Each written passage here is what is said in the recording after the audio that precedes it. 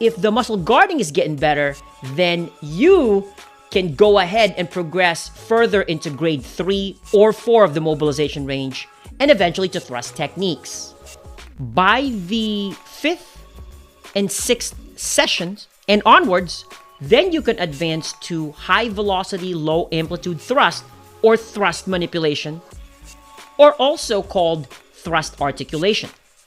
Position the patient and yourself the same and take her trunk to grade 4 mobilization or at the limit of the range. From there, you can deliver a high velocity, low amplitude thrust or a quick end range thrust.